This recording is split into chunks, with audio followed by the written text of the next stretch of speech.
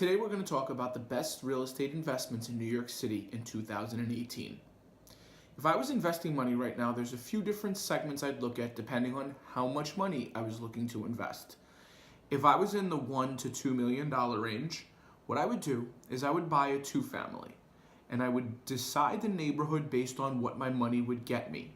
I would live in one of the apartments, and I would rent the other apartment out through Airbnb. That is a loophole within New York City that if you have a two-family, you can rent one of the apartments through Airbnb. The reason you do this is you can actually end up getting a higher rent per month from Airbnb than just renting the apartment out to an individual.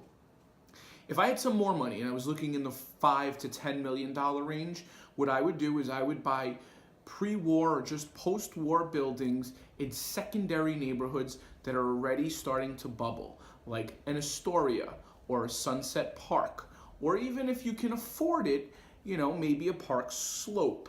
The reality is these neighborhoods are only going to continue to get better, and your asset will continue to appreciate because you're always going to have a demand for a market outside of Manhattan because of pricing.